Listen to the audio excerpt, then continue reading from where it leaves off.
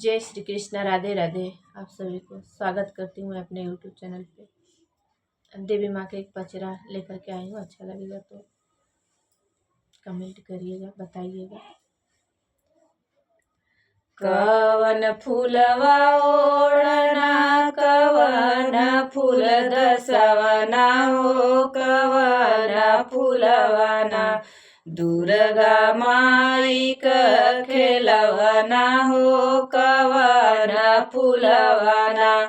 कवन फूलवा ओढ़ना, कवन फूल दसवना हो, कवन फूलवना दुर्गा माई का खेलवना हो, कवन फूलवना।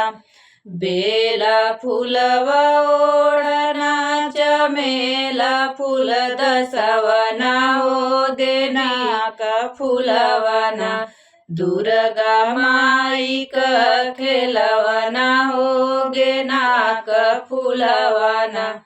खुश भई दुर्गा माई, खुशी भई भवानी हो, किसी भई लेना ओन करो हरी छोहरिया हो, कि खुशी हो भई लेना ओन करो हरी छोहरिया हो, कि खुशी भई लेना।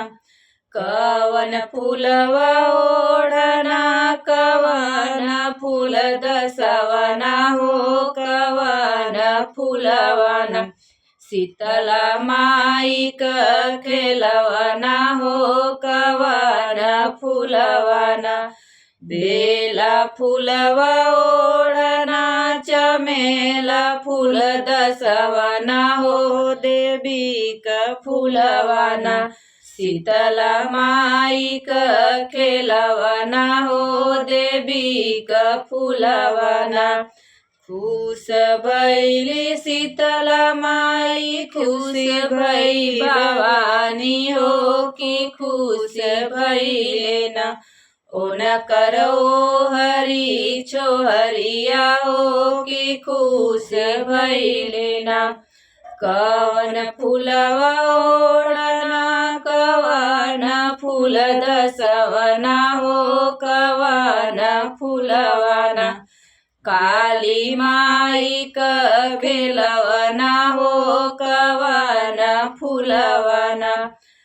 बेला फूलवा ओढ़ना, चमेला फूल दसवना हो, देवी का फूलवना काली माई का खेलवना हो, देवी का फूलवना। खुश भैली काली माई, खुश भई भवानी हो, कि खुश भैली ना ओन करो हरी छोहरिया हो, कि खुशी भैली ना। कवन फूलवा ओढ़ना, कवन फूल दसवना हो, कवन फूलवना सातौ बहिनी का खेलवना हो, कवन फूलवना।